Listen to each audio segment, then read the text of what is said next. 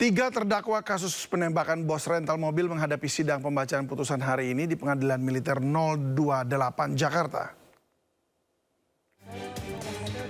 Ketiga terdakwa adalah Kelasi Kepala Bambang Apriatmojo, Sertu Akbar Adli, dan Sertu Rafsin Hermawan. Sidang digelar pukul 9 waktu Indonesia Barat di ruang sidang Garuda. Ketiganya terbukti telah melakukan penembakan hingga bos rental Ilyas Abdurrahman meninggal dunia. Mereka juga dijerat penadahan mobil. Sebelumnya ketiga terdakwa dituntut dengan hukuman 4 tahun hingga seumur hidup penjara. Ketiganya juga dituntut dipecat dari TNI Angkatan Laut. Terdakwa Bambang dan Akbar dituntut dengan pasal 340 KUHP tentang pembunuhan berencana dan pasal 480 KUHP dituntut dengan hukuman penjara seumur hidup.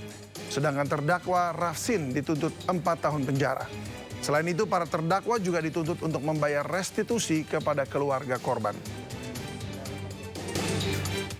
3. Membidana para terdakwa oleh karena itu dengan terdakwa 1, pidana pokok penjara seumur hidup. Pidana tambahan dipecat dari dinas militer. Terdakwa 2, pidana pokok penjara seumur hidup. Pidana tambahan dipecat dari dinas militer. Terdakwa 3, pidana pokok penjara selama 4 tahun. Menetapkan selama waktu terdakwa berada dalam tahanan dikurangkan seluruhnya dari pidana yang dijatuhkan. Pidana tambahan dipecat dari dinas militer. 4. Menetapkan barang bukti berupa barang-barang, 1 pucuk senjata api, 3 butir amunisi tajam, dikembalikan ke Satuan Koarmada 1. 3. 1 unit mobil Daihatsu Sigra berikut kunci kontak dan STNK atas nama Tiara Nova Ardani dikembalikan kepada yang berhak, yaitu saudari Tiara Nova Ardani. 1 buah handphone merek Vivo warna blue navy milik terdakwa 1, 1 buah kaos milik terdakwa 1, 1 buah celana milik terdakwa 1, 1 pasang sepatu Nuvibo milik terdakwa 1 dikembalikan kepada terdakwa 1, Kelasi Kepala Bambang Apriatmojo. 8. 1 buah handphone merek Redmi warna hitam milik terdakwa 2, 1 buah jaket merek Erigo milik terdakwa 2, 1 buah celana jeans Lea warna biru milik terdakwa 2, 1 pasang sendal merek Diadora milik terdakwa 2 dikembalikan kepada terdakwa 2, Sersan 1 Bahari Akbar Adli. Informasi hukum lainnya, 2 oknum anggota TNI ditetapkan sebagai tersangka penembakan 3 orang polisi di Waikanan, Lampung saat penggerebekan judi sabung ayam. Penetapan keduanya sebagai tersangka berdasarkan hasil investigasi tim gabungan. Kedua oknum TNI, Kopka Basar dan Peltu Lubis, resmi jadi tersangka sejak 23 Maret 2025. Penetapan tersangka keduanya dilakukan berdasarkan sejumlah bukti dari hasil penyelidikan yang dilakukan tim gabungan TNI Polri. Selain keduanya, seorang oknum anggota Brimob Polda Sumsel, Aibtu Kapri Sucipto, juga jadi tersangka. Aibtu Kapri diketahui mengenal Kopda Basar dan yang bersangkutan juga membuat video undangan untuk kegiatan sabung ayam. Aibtu Kapri sendiri sudah ditahan di Mapolda Lampung.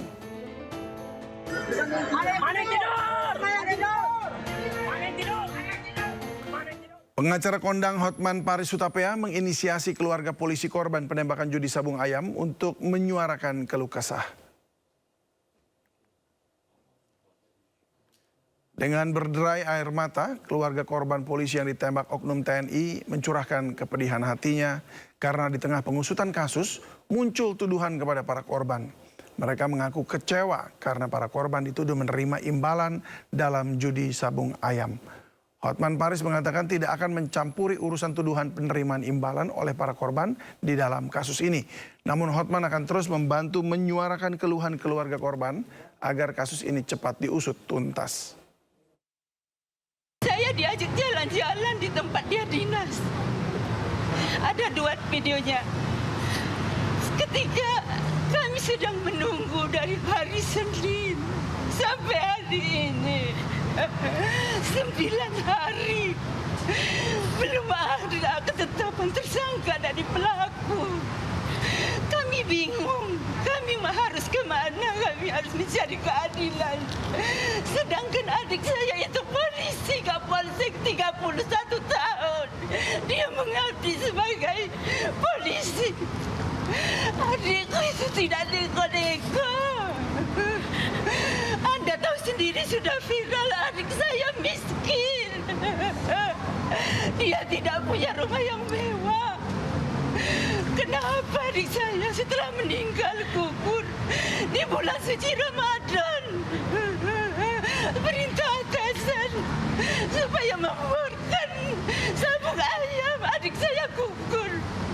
Setelah gugur difitnah dengan bermacam-macam. Fitnah, itu fitnah, bukan nyata. 1 tahun saya nggak ketemu bapak saya. Karena beliau kan dinas di negara batin yang memang daerahnya lumayan terpencil. 1 tahun saya nggak bertemu bapak saya pulang bapak saya sudah keleku di ruang otopsi. Saya anak satu-satunya. 1 tahun saya mau pulang, bapak saya udah nggak ada. Ibu tahu kejadian penembakan apa yang ibu dengar? Apa katanya turun dari mobil ditembak, gimana?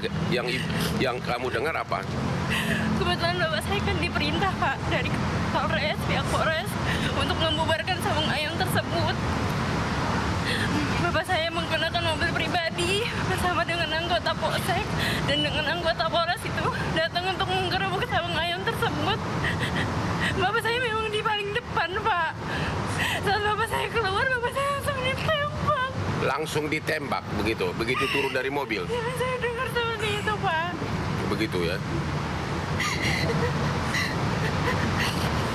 Saya mau keadilan yang seadil-adil untuk ayah saya. Ayah saya sudah meninggal masih difitnah Pak. Fitnah soal apa? Soal setoran apapun itu, saya tidak peduli hal itu Pak. Saya cuma mau keadilan buat ayah saya Pak. Jadi ini untuk diketahui bahwa Hotman 911 tidak akan mencampuri apakah ada setoran sebelumnya atau permainan uang di judi ayam tersebut. Kami tidak akan masuk ke ranah sana. Gak usah ada pihak-pihak yang ketakutan. Kami hanya memperjuangkan agar hukum diberlakukan, agar tersangka segera ditetapkan. Ya, mengenai tuduhan ada setoran, ada ini, kami tidak akan mencampuri. Kira-kira begitu. Pemirsa, hingga Selasa sore, arus lalu lintas di gerbang tol Cikampek Utama terpantau ramai lancar. Meski mulai mengalami peningkatan volume kendaraan, namun belum tampak signifikan. Arus lalu lintas di ruas tol Cikampek Utama di momen arus mudik Lebaran 2025 terpantau ramai lancar.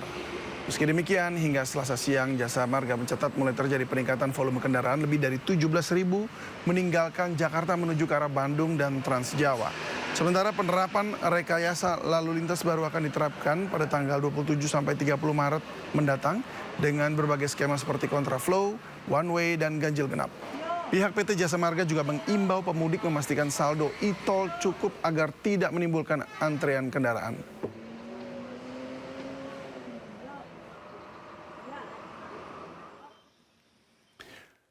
Sementara itu, arus lalu lintas yang melalui rest area 57 tampak juga masih terlihat normal, tak banyak yang mengisi bahan bakar di SPBU.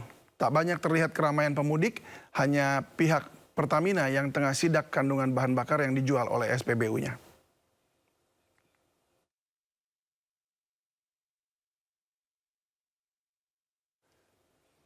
Untuk mengetahui pantauan mudik terkini, ada rekan Salam Rahmat di gerbang tol Cikatama dan Amrina Rida di rest area kilometer 57. Kita ke Salam terlebih dahulu. Salam, seperti apa arus lalu lintas di gerbang tol Cikatama saat ini? Ya, David dan juga pemirsa, untuk kondisi terkini arus lalu lintas di ruas tol Cikampek Utama, tepatnya di kilometer 70 memasuki gerbang tol Cikampek Utama 1, saat ini terpantau ramai lancar dan sudah mulai terlihat adanya peningkatan jumlah volume kendaraan yang melintas. Namun demikian memang cukup berbeda situasinya kalau kita bandingkan pada hari kemarin, David dan juga pemirsa, bahwa memang pada hari kemarin arus lalu lintasnya ini justru cenderung lebih lengang. Bahkan hingga sore hari ini tercatat ada lebih dari 20.000 kendaraan ini meninggalkan Jakarta untuk menuju ke tol Bandung maupun juga tol Trans Jawa. ke arah timur begitu. Dapat kami informasikan juga bahwa memang dari data yang ada mayoritas kendaraan ini lebih banyak melintas saat waktu berbuka puasa hingga malam hari karena memang animo masyarakat di saat waktu tersebut ini lebih tinggi karena memang masyarakat ataupun juga pemudik ini sengaja memilih waktu tersebut untuk menghindari panas terik matahari ataupun juga kemacetan yang memang cukup dan juga acap kali sangat panjang di gerbang tol Cikatama ini.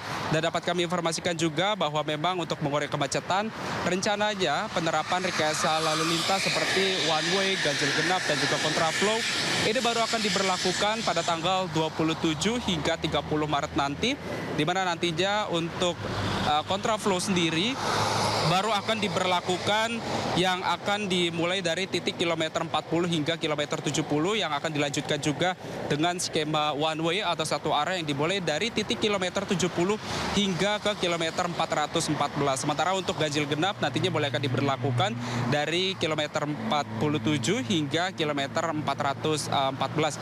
Dan dapat kami informasikan juga bahwa dari pihak PT Jasa Marga ini juga memberikan diskon tarif tol sebesar 20% yang sudah mulai berlaku sejak hari kemarin hingga tanggal 28 Maret mendatang.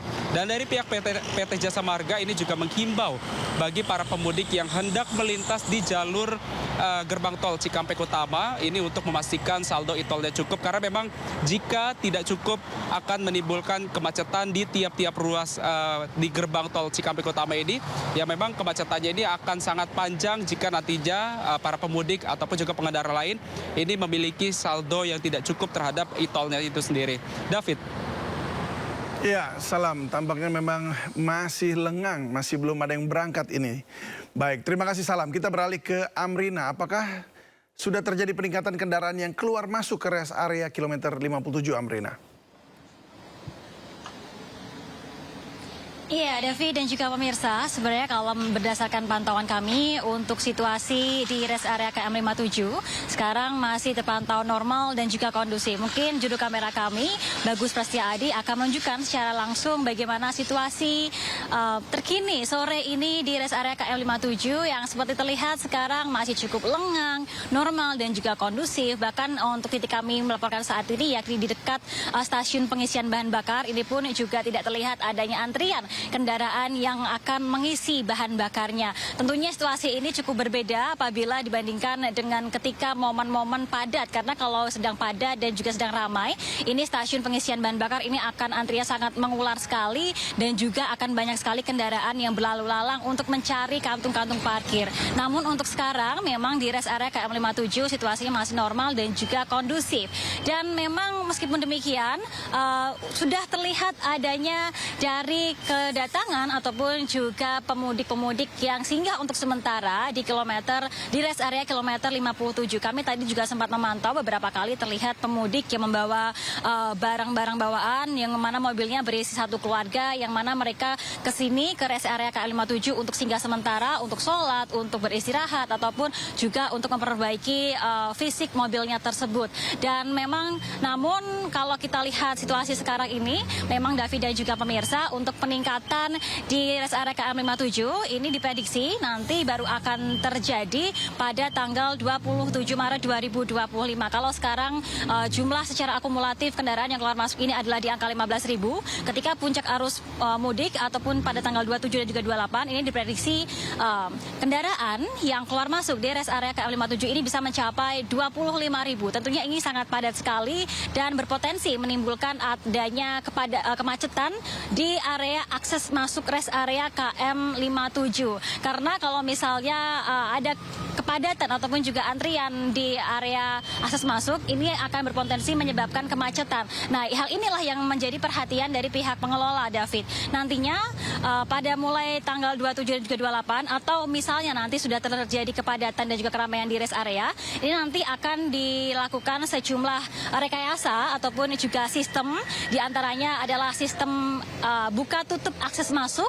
Jadi nanti apabila di sini kantung parkirnya yang sekarang ada 900 kantung parkir parkir sudah penuh dan juga tidak bisa lagi menampung kendaraan, maka nanti akses masuknya akan ditutup untuk sementara agar menghindari adanya kendaraan yang masuk. Nanti kendaraan yang masuk akan diarahkan untuk melaju ke rest area berikutnya. Dan hal ini dilakukan untuk menghindari adanya kemacetan dan juga menghindari adanya potensi hal yang lebih besar, misalnya kemacetan yang jauh lebih panjang di area jalan KM 57 ini. Dan juga salah satu hal lain, antisipasi lain yang dilakukan ini adalah adanya pembatasan waktu singgah. Jadi apabila nantinya kepadatan terjadi dan memang sudah tidak mungkin lagi untuk kendaraan bertahan terlalu lama di sini, akan dilakukan pembatasan waktu singgah selama kurang lebih adalah 30 menit. Jadi kendaraan ataupun juga para pemudik yang singgah di sini yang sebelumnya telah beristirahat ini dibatasi hanya 30 menit saja untuk bisa segera keluar agar nantinya bisa bergantian dengan kendaraan-kendaraan lain sehingga tidak menyebabkan adanya kemacetan ataupun juga antrian mengular di area rest area KM 57 ini. Namun untuk rekayasa tadi ataupun juga sistem antisipasi tadi ini sifatnya adalah situasional, mengikuti nanti bagaimana situasi di sini, karena di sini pun juga sebenarnya ada posko pantau dari pihak kepolisian lalu lintas dan juga dari pihak pengelola ini pun nantinya akan bekerja sama dengan pihak Jasa Marga untuk menyesuaikan nanti apa saja sistem-sistem terbaik yang bisa dilakukan untuk mengurai apabila terjadi kepadatan dan juga terjadi kemacetan di sekitar jalan kilometer 57 Jalan Tol Jakarta Cikampek ini. Yang pasti yang terus dihimbau dari pihak pengelola ini adalah adanya keselamatan bagi pemudik, terutama bagi pengemudi. Mereka menghimbau agar terus menjaga kesehatan dan juga menjaga kondisi fisik dari armadanya. David. Iya, memang ini masih lengang. Jadi pemirsa kalau yang mau pulang kampung atau mudik bisa dilakukan sekarang juga supaya menghindari kemacetan. Terima kasih Amrina. Sebelumnya ada rekan Salam Rahmat juga melaporkan dari gerbang tol Cikatama. Selamat bertugas kembali rekan-rekan. Ya, kini kita ke Pasar Senen Jakarta ya. Sejak pagi, stasiun Pasar Senen ini mulai dipadati penumpang yang memilih pulang kampung lebih awal untuk menghindari kepadatan arus mudik. Puncak arus mudik mencapai 100%, okupansi akan terjadi di 28 Maret 2025. Ya, kepadatan penumpang Anda bisa lihat di stasiun Pasar Senen ini terjadi pada pagi tadi dan banyak dari mereka yang merupakan pekerja yang telah mendapatkan libur lebih awal dan memutuskan mudik lebih cepat menggunakan kereta api untuk menghindari lonjakan jelang Lebaran. Dan pemudik yang memilih menggunakan kereta api ini mengaku lebih nyaman karena perjalanan lebih tertib dan tepat waktu. Pembelian tiket pun telah dilakukan sejak jauh-jauh hari untuk mengamankan ketersediaan kursi. Perlu Anda ketahui juga bahwa diprediksi puncak arus mudik terjadi pada 28 dan 29 Maret 2025 dengan okupansi mencapai 100%. Jadi perlu diperhitungkan juga mengenai hal ini.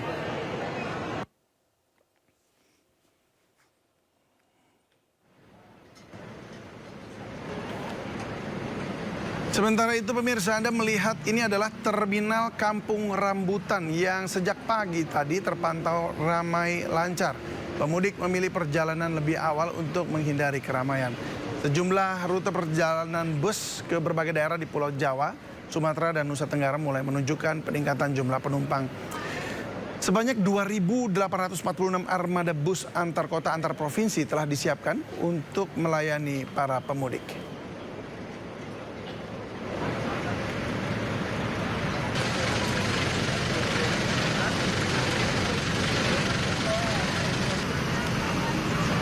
Pulang mana bang? Padang.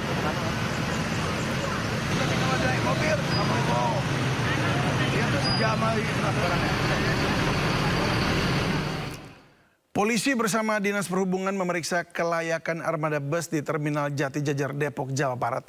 Tidak hanya armada, tapi kesehatan awak bus juga jadi perhatian.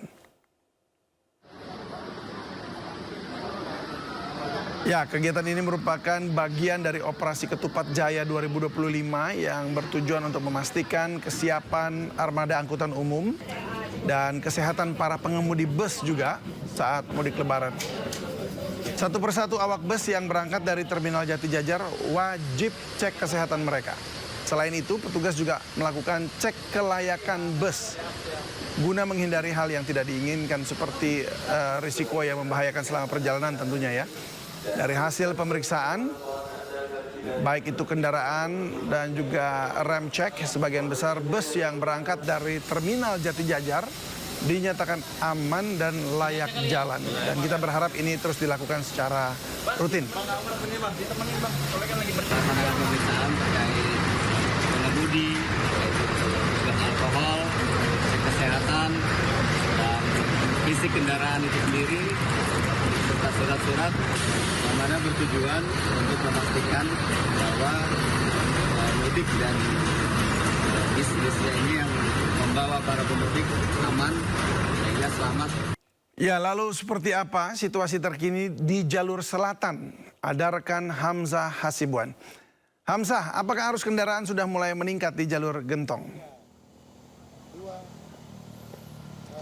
Ya, David dan juga pemirsa, terkait dengan lalu lintas yang terjadi di Lingkar Gentong Tasikmalaya, ini merupakan jalur selatan di mana pemudik biasanya dari Jakarta maupun dari Jawa Barat ini mengarah ke Jawa Tengah melalui Lingkar Gentong yang ada di Tasikmalaya. Untuk mengetahui bagaimana update lalu lintas, kami sudah bersama dengan Kapolres Tasikmalaya Kota AKBP Faruk. Selamat sore Bapak, izin mungkin bisa diupdate Pak terkait lalu lintas arus mudik di Lingkar Gentong kali ini. Untuk kondisi arus mudik di Lingkar Gentong pada sore hari ini masih landai, belum ada ditemukan lonjakan volume kendaraan.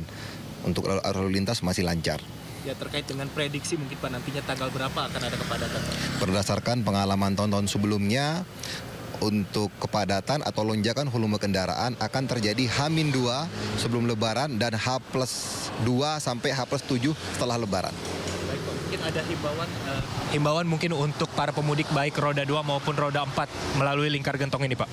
Himbauan kami dari Polres Tasikmalaya Kota yang pertama adalah tolong untuk pemudik mempersiapkan fisik dengan baik. Yang kedua, untuk kendaraan tolong dicek, pastikan kendaraan layak digunakan untuk melaksanakan mudik.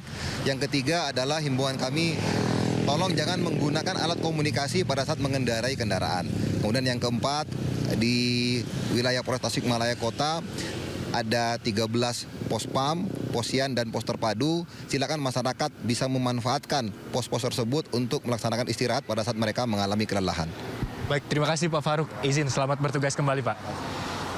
Ya baik, David dan juga pemirsa, itu dia merupakan himbauan dari Kapolres Tasikmalaya Kota terkait dengan para pemudik yang ingin melintasi jalur selatan, yaitu Jalan Raya Lingkar Gentong, di mana disediakan juga sekitar 13 pos yang bisa dimanfaatkan oleh masyarakat untuk beristirahat selama mudik di hari Lebaran 2025 nanti.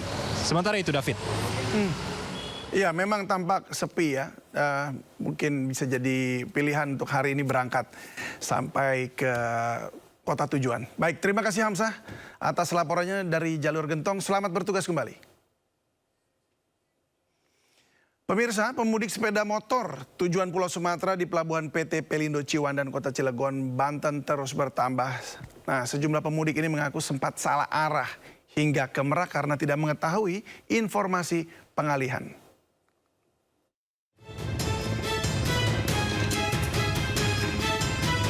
Pelayanan penyeberangan di Pelabuhan PT Pelindo Ciwandan Kota Cilegon, Banten mulai dibuka untuk pemudik dengan kriteria kendaraan roda 2 dan truk berukuran sedang. Para pemudik mengalir berdatangan dan mengisi kantong parkir dermaga yang disediakan pengelola.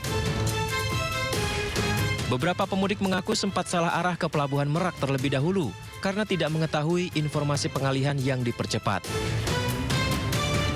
Tadi cuman ada yang ngasih tahu, tadi sempat berhenti katanya suruh ke Ciwandan.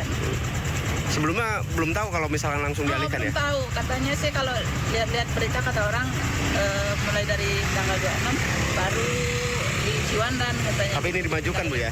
Ya, tapi ternyata dimajuin ya. Terdapat 7 kapal yang beroperasi di pelabuhan ini.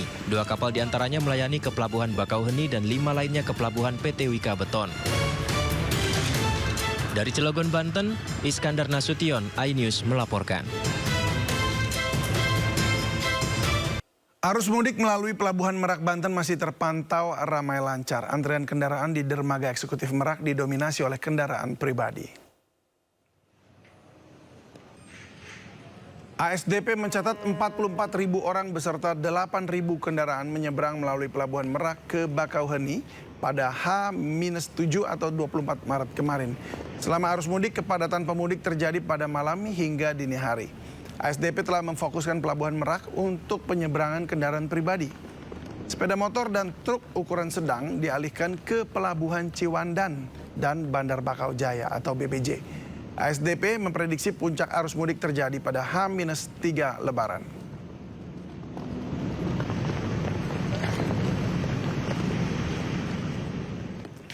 Dan bagaimana dengan situasi terkini arus mudik Lebaran di Pelabuhan Merak, Banten? Sudah ada rekan Indra Setiabudi di sana. Indra, seperti apa situasi terkini di Pelabuhan Merak?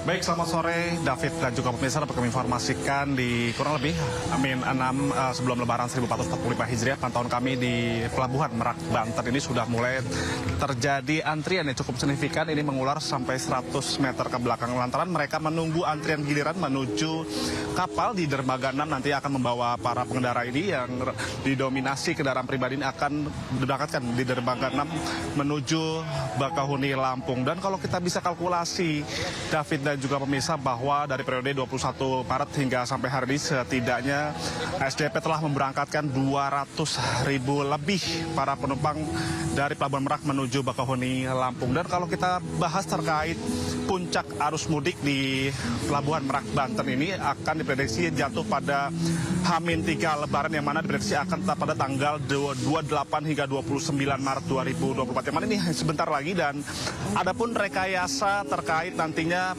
lonjakan para penumpang nantinya akan menambahkan sejumlah kapal besar nanti akan membawa para masyarakat menuju Bakauheni dan nantinya juga pihak dari kepolisian juga akan melakukan berbagai rekayasa. Salah satunya yang paling penting adalah melakukan sistem ganjil genap dari ruas tol Tangerang menuju Merak, Banten ini. Dan kalau dapat kami informasikan bahwa selain itu juga pihak kepolisian ataupun ASDP memberikan kebijakan yakni mengalihkan sejumlah kendaraan seperti truk maupun juga kendaraan bermotor ini menuju dari Pelabuhan Ciwandan yang menyediakan kurang lebih sekitar 2 dermaga begitu yang nantinya akan membawa para pemotor dan truk ini menuju Pelabuhan Bakauheni, Lampung. Dan ASDP juga mencatat bahwa sebelumnya ini sebelum puncak arus mudik masih diberlakukan kapal beroperasi sebanyak 36 dan nantinya akan menambahkan hingga 40 lebih kapal yang nanti akan membawa sejumlah masyarakat ini untuk melakukan kegiatan mudik di pada momen tahun 2025 ini. Dan nantinya kami menghimbau bagi masyarakat ini yang nantinya akan melakukan kegiatan berpergian melalui Jawa menuju Merak dipastikan 2 jam sebelum keberangkatan ini harus sudah berada di tempat antrian di belakang saya ini di pelabuhan ataupun area parkir di eksekutif pelabuhan. Terima kasih, David. Baik, tampak memang panjang sekali dan semoga saja semuanya bisa tiba tepat pada waktunya. Baik, terima kasih Indra atas laporannya dari Pelabuhan Merak. Selamat bertugas kembali. Pemirsa, jelang Hari Raya Idul Fitri, arus mudik mulai mengalami peningkatan volume kendaraan di sejumlah titik seperti yang Anda lihat tadi. Di gerbang tol Kalikangkung Semarang juga arus lalu lintas masih landai dan diprediksi akan mencapai puncaknya pada 28 Maret atau H-3 Lebaran.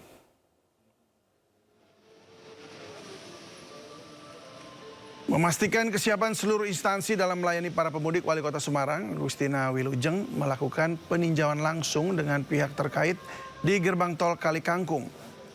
Pantauan arus lalu lintas di gerbang tol Kalikangkung menunjukkan adanya peningkatan jumlah kendaraan yang keluar gerbang tol. Dalam kunjungannya, Wali Kota Semarang, Agustina Wilujeng, mengapresiasi kesiapan semua pihak yang terlibat, mulai dari pihak kepolisian, jasa marga, hingga tim SAR yang bertugas. Sudah ada lonjakan tadi, siang ini tadi sampai udah kendaraan masuk, sebagian besar berplat luar Semarang, ya, platnya B, sebagian besar udah sampai 1.200 sekian setiap jamnya. Teman-teman dari kepolisian, kemudian Jasa Marga, tentu teman-teman dari Dishub, terus kemudian dari Basarnas semuanya bersiaga. Nanti akan diambil tindakan-tindakan yang perlu untuk pengendalian lalu lintas supaya tidak terjadi penumpukan. Dari tanggal 21 Maret sampai 24 Maret itu sudah 30% di atas normal. Tapi memang masih landai. Ya, kita lihat dari data per jamnya itu masih di bawah 2.000 masih landai. Jadi masih kondusif. Kita lihat kalau perkiraan kami kemungkinan puncaknya akan terjadi di tanggal 28. Dan untuk mengetahui situasi terkini di gerbang tol Kalikangkung ada rekan Esra Ambarita. Esra, apakah arus kendaraan sudah mulai meningkat di sana? Ya, selamat sore David dan juga pemirsa. Kalau pantauan kami di gerbang tol Kalikangkung untuk arus mudik ataupun khususnya lalu lintas di tempat saya mengabarkan ini terpantau masih lancar namun tetap ramai. Dan kalau volume kendaraannya tadi ini sudah meningkat, ini artinya geliat masyarakat yang hendak melakukan perjalanan pulang kampung maupun mudik ini sudah mulai tampak di tempat saya mengabarkan ini. Dari laporan yang kami terima, setidaknya ini sudah ada 3.000 lebih kendaraan yang mengarah atau melintas ke tol Trans Jawa ini, dan tentunya didominasi kendaraan yang dari arah Jakarta menuju ke Jawa Tengah maupun yang ke arah Jawa Timur. Namun bisa kami sampaikan pemirsa bahwa tadi beberapa menit lalu sempat terjadi antrian panjang di gerbang tol Kalikangkung ini dikarenakan banyak sekali para pemudik masyarakat yang e-tolnya tidak cukup sehingga menciptakan antrean yang mengular, mengharuskan petugas untuk membantu dan mengharuskan kepolisian juga untuk memecah kemacetan ini dengan membantu mengisi e-tolnya. Jadi ini perlu diperhatikan bagi pemirsa yang hendak melakukan perjalanan mudik, harus memastikan e-tolnya cukup supaya terhindar dari kemacetan. Nah, kalau untuk rekayasa lalu lintas sejauh ini belum diberlakukan, nantinya bisa diberlakukan situasional jika melihat peningkatan volume kendaraan seiring dengan prediksi dari arus mudik ini terjadi pada tanggal 27 hingga 28 Maret. Nah, pemirsa, untuk diketahui pula bahwa Jasa Marga juga memberikan kemudahan kepada masyarakat yang hendak melakukan perjalanan mudik. Setidaknya ada tarif potongan tol yakni sebanyak 20% yang bisa dimanfaatkan dari tanggal hari ini hingga nanti tanggal 28. Jadi selama arus mudik ini 5 hari, kemudian nanti arus balik 3 hari. Jadi bisa dimanfaatkan dari pukul 5 pagi.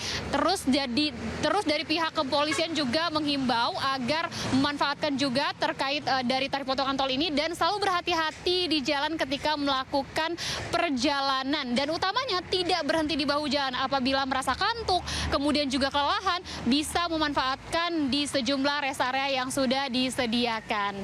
Kembali ke Anda, David. Ya, baik, terima kasih atas informasinya Esra. Selamat bertugas kembali.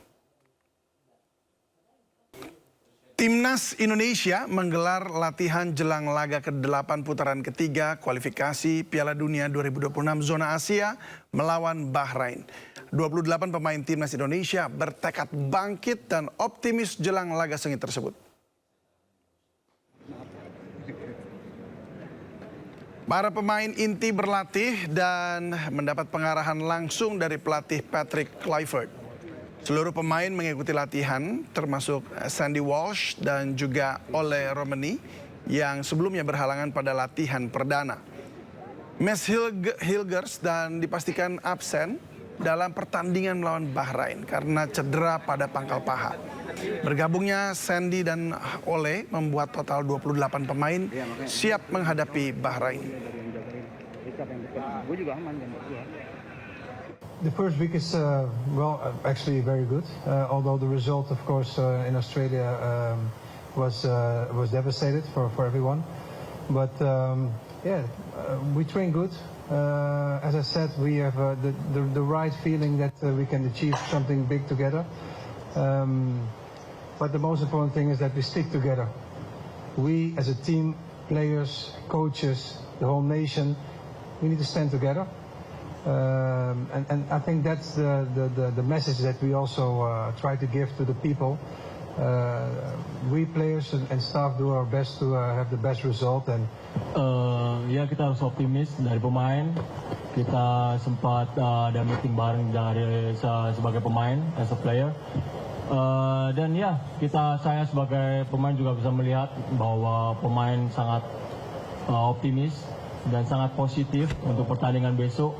Dan mereka sangat-sangat tidak sabar juga untuk menantikan pertandingan besok, dan ya kita akan... Timnas Bahrain menggelar latihan di lapangan A Gelora Bung Karno, Senayan, Jakarta Pusat. Pada latihan yang digelar Minggu malam, Bahrain hanya menerapkan pola latihan santai untuk menjaga stamina. Meski hanya melakukan pola latihan santai, namun para pemain Bahrain mengaku telah memiliki persiapan yang cukup matang untuk berlaga di Stadion Utama GBK nanti malam. Banyaknya supporter timnas Indonesia yang menyaksikan pertandingan nanti dianggap merupakan suatu atmosfer yang bisa memberikan semangat kedua tim.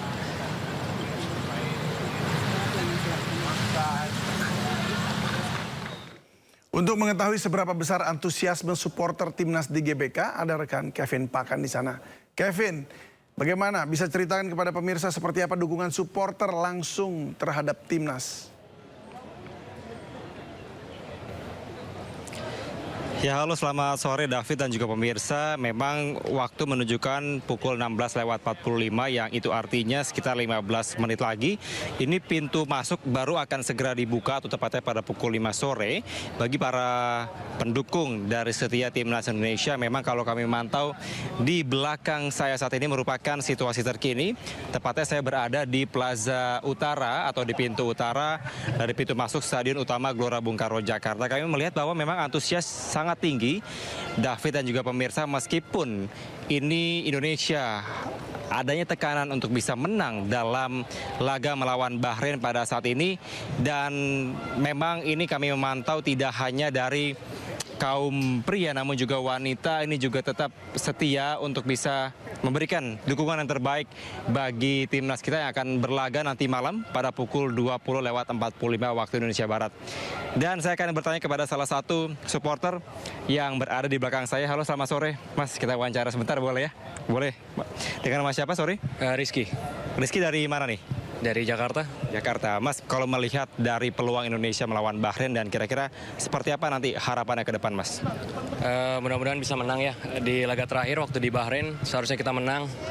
Cuma dengan berbagai kontroversi akhirnya kita imbang. Mudah-mudahan hari ini bisa menang. Baik. Kira-kira prediksi skor berapa nih, Mas?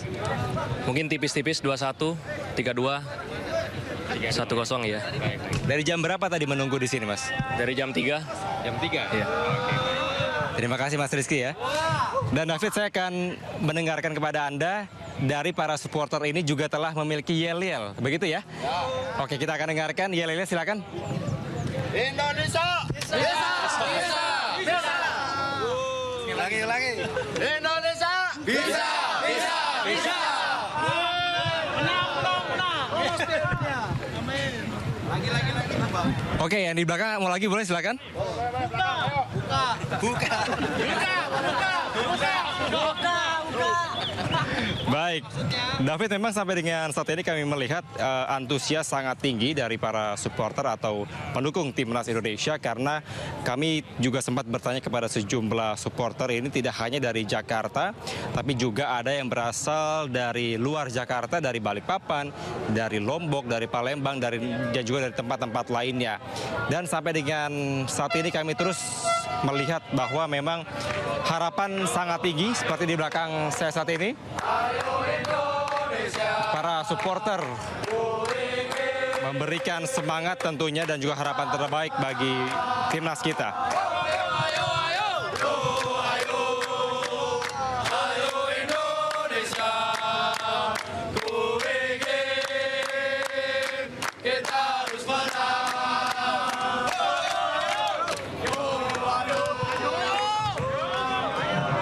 Baik, David, sementara itu yang dapat saya sampaikan, dan tentunya kami akan mengabarkan kepada Anda karena tepat pukul 5 sore nanti akan segera dibuka dan para pendukung atau supporter baru boleh diizinkan masuk ke dalam Stadion Utama Gelora Bung Karno, Jakarta. David. Ya, Kevin, waduh, semangatnya luar biasa dari berbagai kota ya. Ya, teman mungkin nanti akan lebih semangat lagi setelah buka puasa ya. Sama-sama kita akan dukung timnas kita. Terima kasih Kevin, kami tunggu informasi selanjutnya. Selamat bertugas kembali. Seperti apa prediksi formasi dan strategi skuad Garuda dalam menghadapi Bahrain nanti malam? Kita akan membahasnya bersama mantan pelatih Timnas Indonesia, Neil Maizar. Selamat sore, Coach. Selamat sore, Bang. Ya, terima kasih sudah bergabung bersama kami. Telah hadir juga pengamat sepak bola Muhammad Kusnaini. Selamat sore, Bung Kus. Selamat sore, Bung David. Terima kasih sudah bergabung. Saya ke Coach Neil dulu nih. Coach, usai kekalahan telak lawan Australia, apakah melawan Bahrain ini kita punya peluang sebenarnya? Kalau peluang cukup besar, Bang. Dengan pertandingan malam ini melawan Bahrain, dan Bahrain kemarin kalah 2-0 dengan Jepang. Dan kita ada peluang hari ini bagaimana kita memenangkan pertandingan malam ini. Tapi tentu dengan beberapa catatan, tim pelatih tentu sudah mengevaluasi apa-apa kesalahan yang terjadi di 5-1 kemarin melawan Australia, terutama di daerah pertahanannya, organisasi pertahanan bagaimana. Setelah itu bagaimana dia memperbaiki dengan sisa waktu yang ada kemarin. Kita harapkan hari ini semua taktikal strategi, game plan yang didapat, yang akan dilakukan oleh tim Kuces malam ini waktu praktik Clever hari ini, itu adalah hasil usaha dari evaluasi pertandingan dari kemarin, bagaimana di 90 menit pertandingan melawan Australia dengan 5 kebobolan dan mencetak 1 gol, itu akan berdampak kepada desain game plan daripada Indonesia malam ini. Mudah-mudahan, karena saya yakin evaluasi itu pasti akan mereka lakukan, tim Kuces, bagaimana di dalam segi bertahan, segi menyerang, transisi dari bertahan dan menyerang, terutama di segi pertahanan yang sangat tidak bagus dan tidak terorganize dengan bagus, sehingga 5 gol itu merupakan kesalahan yang harus diperbaiki, yang harus dikomunikasikan dengan seluruh pemain. Kalau mungkin saya pikir ada waktu kemarin bagaimana organisasi permainan atau game plan dari permainan untuk menghadapi Bahrain hari ini sudah dilakukan oleh Patrick Kluivert di sisa hari kemarin. Mudah-mudahan, Bang. Mudah-mudahan baik. Kalau dari Bungkus sendiri kira-kira melihatnya bagaimana? Sama nggak dengan yang disampaikan Coach Neil atau ada tanggapan lain? Ya, tentu saja evaluasi itu mutlak ya, dan ini saya pikir menjadi salah satu hal yang tidak boleh terlewatkan untuk menyiapkan game plan hari ini. Itu bekalnya adalah hasil evaluasi pertandingan kemarin, dan sebetulnya bukan hanya di lini pertahanan kita punya masalah di pertandingan lawan Australia. Lini tengah juga menurut saya kemarin kurang mampu mengcover ketika kita menghadapi serangan balik lawan ya. Ini saya pikir harus diperbaiki, karena bagaimanapun lini pertahanan kita kuat, kalau lini tengah tidak bisa mensupport, tidak bisa menjadi pelapis pertama, filter pertama terhadap pertahanan, itu akan repot. Apalagi saya pikir hari ini Bahrain mungkin akan meniru apa yang dilakukan oleh Australia.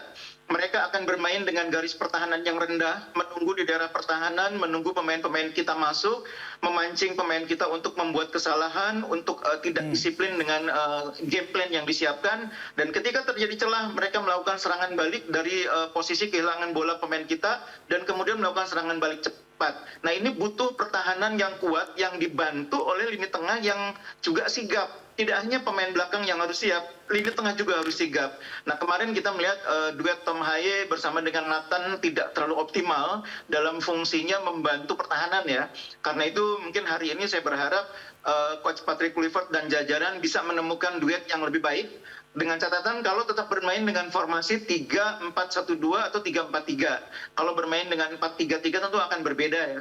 Tapi kemungkinan besar Coach Patrick akan kembali bermain dengan formasi 3-4-3 atau 3-4-1-2. Karena kita melihat di pertandingan lawan Australia juga di tengah pertandingan kan terjadi perubahan formasi dari 4 back sejajar menjadi 3 back tengah. Dan itu saya pikir lumrah dilakukan, cuma memang pemain kita karena masih awal, banyak yang baru bergabung, perubahan itu tidak berjalan dengan smooth ya, tidak berjalan dengan halus, sehingga akhirnya banyak celah-celah di pertahanan yang dimanfaatkan dengan baik oleh Australia. Bahrain pasti juga melihat pertandingan itu, pasti juga menjadikan itu sebagai modal untuk menghadapi Indonesia. Jadi kita harus selesai dengan urusan pertahanan, selesai dengan urusan lini tengah, termasuk dengan penyelesaian air di depan, supaya kita lebih siap menghadapi Bahrain. Baik, itu kalau rekomendasi Anda tadi berarti formasinya apa?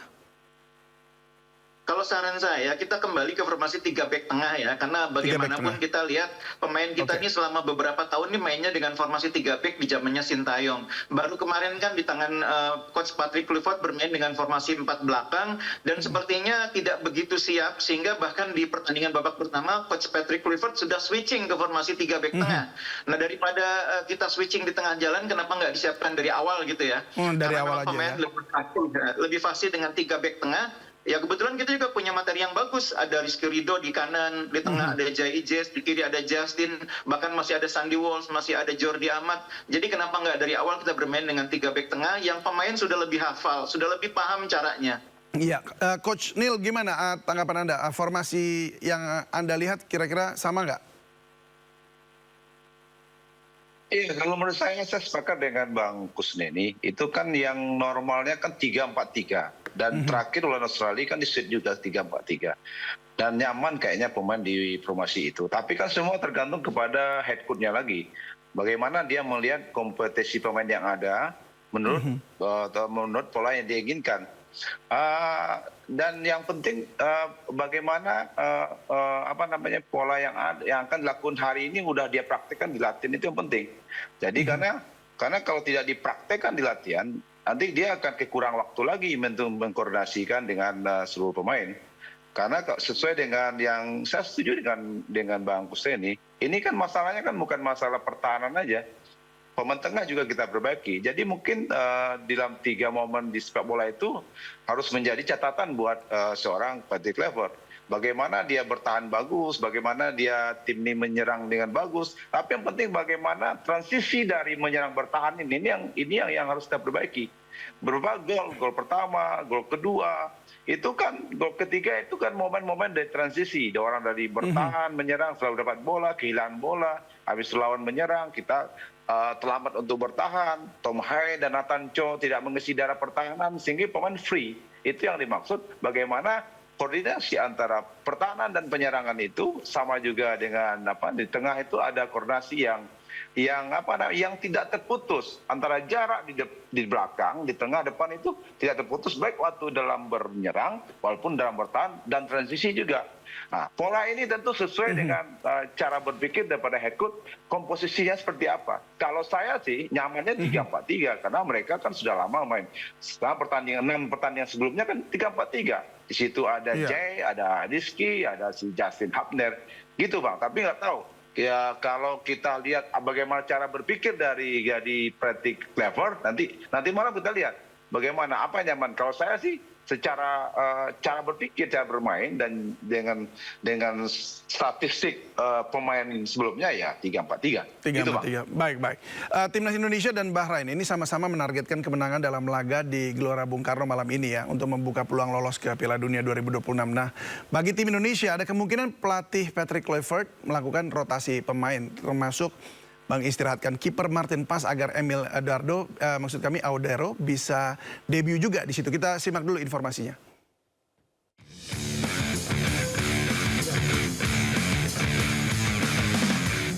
Timnas Indonesia akan menjamu Timnas Bahrain dalam lanjutan kualifikasi Piala Dunia 2026 di Stadion Gelora Bung Karno malam ini.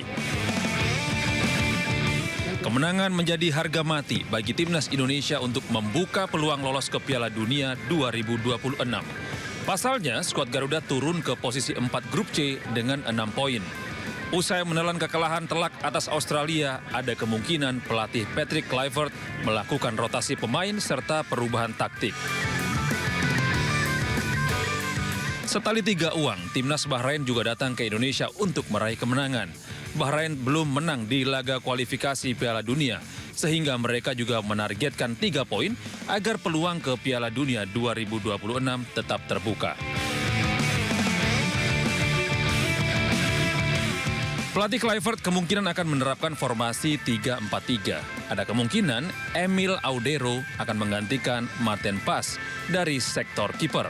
Dari sektor back, trio Rizky Ridho, Jay Itzes, dan Justin Hubner diprediksi akan kembali. Sayangnya, timnas harus menerima kabar bahwa Miss Hilgers harus pulang ke Belanda karena cedera. Sedangkan di lini tengah diprediksi Tom Hay berduet dengan Joy Palupesi, dan di lini depan Ole Romeni didukung oleh Marcelino Ferdinand dan Ragnar Oratmangun. Sementara itu, pelatih Bahrain, Dragan Talajic, direncanakan akan menerapkan formasi 4-2-3-1, formasi yang sama saat menghadapi Jepang. Pelatih Bahrain masih mengandalkan kiper Ibrahim Lutfallah sebagai penjaga gawang. Dan di lini belakang, Walid Al-Hayam akan berduet dengan Abdullah Al-Khalasi. Di sektor depan ada Ali Madan dan Mahdi Al-Humaidan dengan ujung tombak Mahdi Abdul Jabbar. Timnas Bahrain termasuk lawan yang menyulitkan skuad Garuda. Dalam pertemuan pada Oktober tahun lalu, Timnas Indonesia yang sempat unggul ditahan imbang 2-2. Laga di GBK menjadi kesempatan Timnas Indonesia untuk membalas dendam dan meraih kemenangan. Tim Liputan iNews melaporkan. Ya, Bungkus, Anda setuju nggak ini kalau Martin Paes ini diganti sama Emil Audero? Mengingat bahwa kemarin gawangnya robek 5 kali nih. Iya, pergantian kiper itu biasanya sebabnya sebab-sebab yang sangat mendesak ya. Misalnya kipernya cedera atau kipernya di pertandingan berikutnya nggak bisa main. Tapi ketika kiper kebobolan 5 gol juga, itu juga salah satu alasan yang rasional untuk mencoba kiper yang berbeda. Apalagi Audero ini kan kebetulan memang baru bergabung dan saya pikir CV-nya cukup meyakinkan untuk menjadi penjaga gawang yang selevel dengan Martin Paes. Jadi kalau mau mengganti Martin Paes mungkin memang ini momentumnya. Tapi secara umum menurut saya memang harus dilakukan rotasi oleh Coach Patrick Kluivert, karena ini jarak pertandingannya kan relatif cukup dekat. Pemain biasanya cukup kelelahan dengan jadwal yang begitu padat, terutama mereka yang bermain di posisi tengah, posisi depan itu biasanya memang butuh penyegaran. Karena itu tidak mustahil memang di pertandingan kali ini ada perubahan. Yang sudah pasti kan ada Oratmangun yang sudah bisa main lagi. Oratmangun mungkin akan diduetkan dengan Ole Romeni di depan ya. Kemudian ada Justin yang mungkin bisa mengisi posisinya Miss yang berhalangan. Jadi memang soal rotasi ini sesuatu yang tidak bisa dihindari karena di samping faktor adanya pemain yang cedera, pemain yang berhalangan, juga memang kebutuhan tim. Tapi lebih dari itu, satu hal yang juga harus diperhatikan, apapun perubahan susunan pemain, perubahan strategi, Indonesia menurut saya harus sangat hati-hati dan tidak boleh menganggap remeh Bahrain. Kita sudah melihat bagaimana Bahrain di pertandingan terakhir lawan Jepang itu lebih dari 60 menit mampu menahan gempuran Jepang sebelum akhirnya kebobolan 2 gol. Nah, kebobolan 2 gol itu pun sudah merupakan progres yang luar biasa karena sebelumnya Bahrain itu dikalahkan Jepang itu sampai 5-0. Dan jangan tadi dikatakan bahwa Bahrain tidak pernah menang. Jangan salah, Bahrain itu pernah mengalahkan Australia di pertandingan perdana bulan September yang lalu. Jadi mereka mampu mengalahkan Australia ketika mereka digempur habis-habisan. Jadi di pertandingan itu Bahrain akhirnya bisa menang karena Australia kebobolan oleh gol bunuh dirinya Haris Sutar di akhir pertandingan. Nah, ini yang kita khawatirkan, Bahrain akan menerapkan strategi yang sama, bertahan dengan gigi, bertahan dengan pemain jumlah yang besar di garis pertahanan yang rendah. Karena memang Bahrain ini menurut saya itu posisinya tidak wajib menang di laga ini. Kalau kita lihat hitung-hitungan, Bahrain itu 2 pertandingan terakhir nanti itu lawannya Arab Saudi dan China. Sementara Indonesia masih ketemu China dan ada Jepang. Jadi yang betul-betul wajib menang itu kalau dalam persaingan perebutan posisi 3-4 malah Indonesia. Indonesia ini kalau lawan Bahrain tidak bisa menang memang akan lebih berat posisinya. Karena itu Indonesia sedapat mungkin harus menang atau minimal dapat poin. Baik, kalau Coach Neil gimana pandangannya?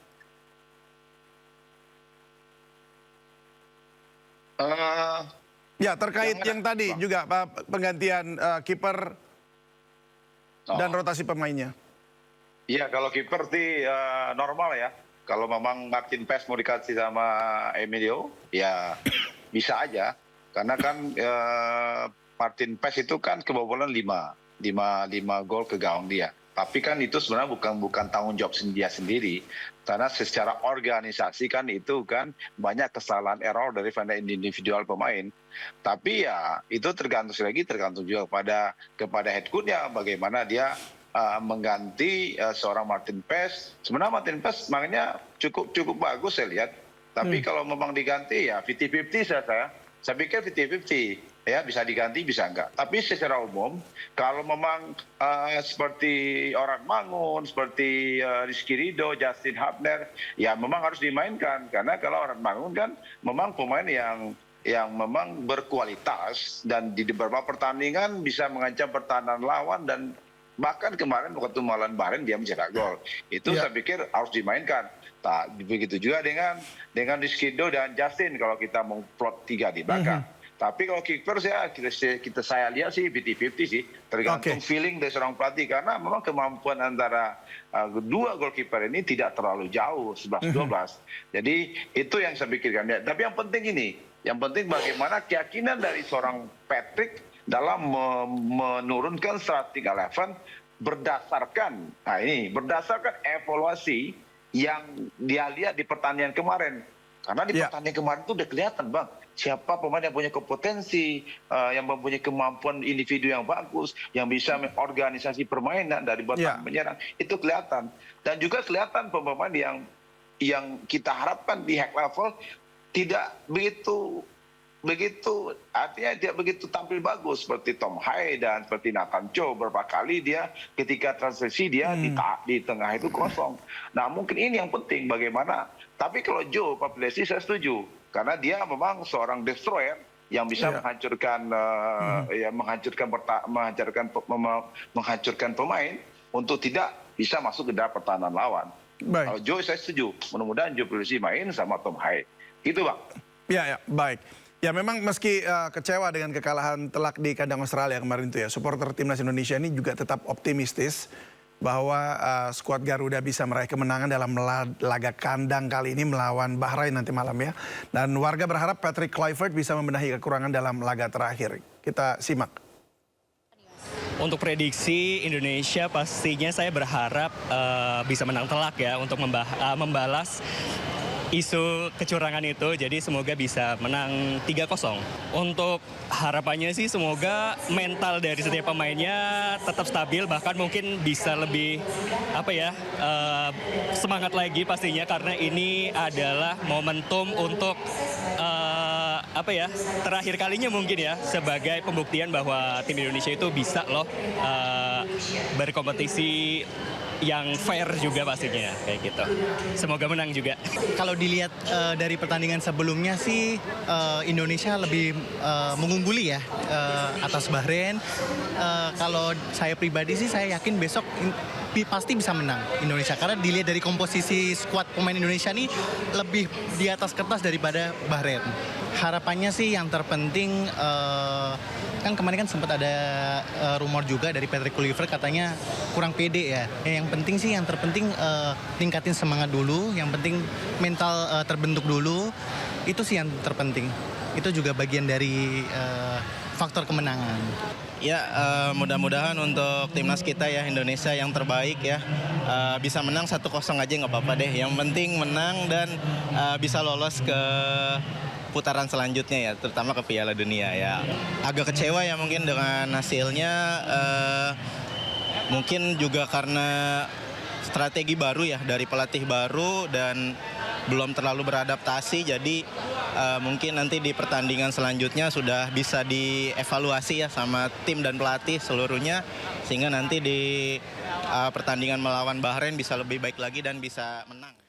Baik, sekarang prediksi skor dah ke Bungkus dulu. Kira-kira skornya berapa nih, Bung? Saya tadi mengatakan bahwa pertandingan ini adalah pertandingan di mana kita wajib meraih poin ya. Entah itu 3 poin, entah 1 poin. Cuma memang melihat performa timnas kemarin waktu lawan Australia dan Bahrain, bagaimana mereka menghadapi Jepang, saya sih menganggap secara pribadi kita menang pun menangnya mungkin akan tipis ya. Mungkin hanya menang 2-1 atau menang 1-0. Dan tidak mustahil juga Bahrain bertahan habis-habisan untuk memaksakan hasil imbang.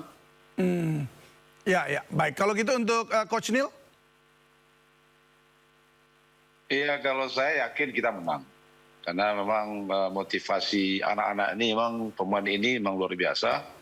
Karena tentu dia ingin menunjukkan bahwa dia mungkin bukan seperti anggapan orang, bahwa dia tidak punya kemampuan untuk menang pertandingan. Bahwa memang pertandingan kemarin itu ya semacam kesalahan dan mereka belum siap. Tapi saya pikir dengan 2 hari, 3 hari, 4 hari dia punya waktu, saya secara pribadi yakin menang ya minimal 1-0 lah.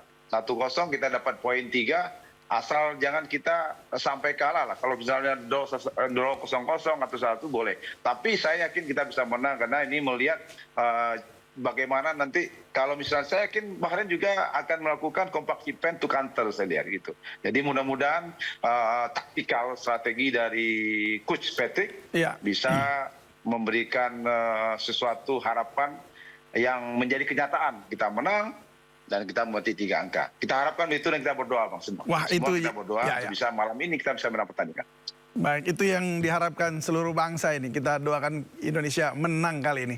Terima kasih Coach Neil dan juga Bungkus. Terima kasih banyak sudah berbagi bersama kami di Sindo Sore. Salam sehat selalu.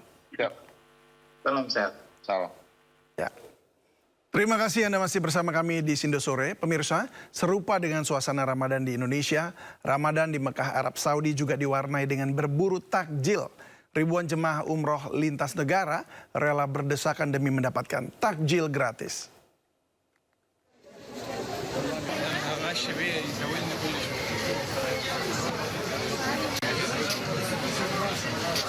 Antrian jemaah umroh dari berbagai negara rela berdesakan mendapatkan 1 paket makanan berbuka puasa yang dibagikan setelah sholat asar hingga jelang maghrib di kawasan Masjidil Haram Mekah Arab Saudi.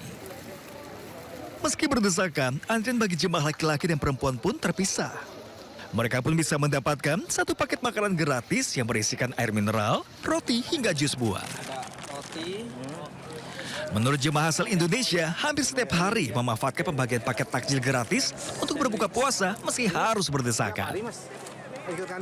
Ya, seperti yang kita ketahui bersama bahwa orang-orangnya ini dari berbagai macam negara semuanya berkumpul menjadi satu di Tanah Suci ini. Mas ini ngantri juga dan berdesakan ya? Iya, ya saya di sini juga berburu takjil bersama berbagai macam negara ya. Ada yang berkulit hitam, ada yang berkulit putih, termasuk saya orang Indonesia.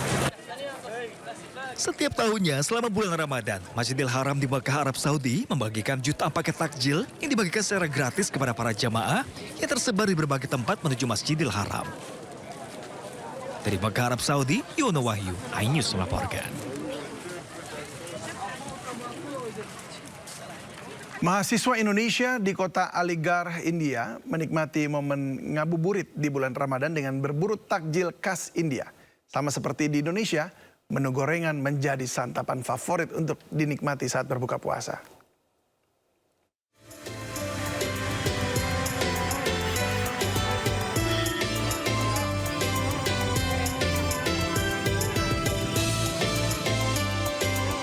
Kemeriahan suasana Ramadan di kota Aligarh, tepatnya 160 km dari kota Delhi, tak jauh berbeda dengan Indonesia. Jelang waktu berbuka puasa, para pedagang di pasar mulai menjajakan jajanan kuliner untuk berbuka puasa. Gorengan khas India seperti samosa dan pakora menjadi menu takjil favorit umat muslim di India. Kota Aligarh terkenal sebagai kota pelajar, di mana terdapat salah satu universitas tertua di India, yaitu Aligarh Muslim University. Puluhan pelajar Indonesia mengemban studi di kampus ini, baik dari jenjang S1, S2, maupun S3. Jelang waktu berbuka puasa, mahasiswa Indonesia di Aligarh biasanya berburu takjil di pasar dan berbuka puasa bersama. Di sore ini kita bagi-bagi takjil bareng sama teman-teman mahasiswa Aligarh ya. Nah, jadi kita kayak misalkan membagikan siapapun, supir-supir, orang-orang yang sepeda yang habis kerja, mereka nggak sempat untuk berbuka puasa, mereka bisa berbuka puasa bareng di jalan-jalan kisaran di jalan ini ya, petrol route ini ya. Meski Muslim adalah minoritas di India, namun momen Ramadan di sini tetap berlangsung hikmat dan penuh kebersamaan.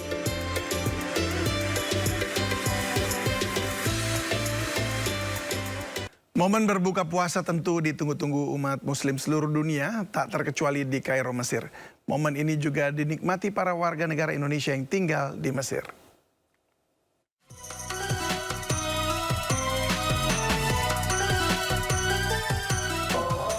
Garuda Rasa menjadi salah satu area terkenal di kota Kairo, Mesir bagi masyarakat untuk menghabiskan waktu menunggu berbuka puasa Ramadan, termasuk warga negara Indonesia di sana.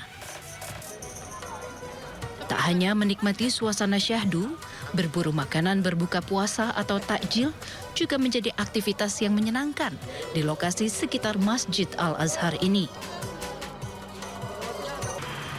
Salah satu yang banyak diburu yakni beraneka ragam jus buah dan susu yang biasa disebut sobia. Minuman segar ini dijual di dalam botol-botol plastik dan tentunya mampu menghilangkan dahaga serta menambah energi setelah seharian berpuasa. Berbagai aktivitas juga digelar pengurus Masjid Al-Azhar untuk menyiapkan kebutuhan berbuka puasa bagi jemaah masjid. Uniknya, relawannya banyak yang berstatus WNI. Sebelum berbuka, Syekh Masjid Al-Azhar biasanya mengajak jemaah untuk membaca 1 juz Al-Quran setiap harinya. Syekh lalu memberikan tausiah.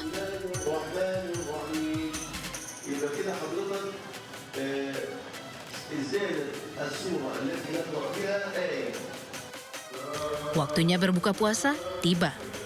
Jemaah pun beramai-ramai menyantap hidangan berbuka puasa yang tentunya gratis disediakan oleh masjid. Momen berbuka puasa serta menunaikan ibadah sholat di masjid berusia 1 milenium lebih ini tentu memberikan banyak kesan bagi umat muslim.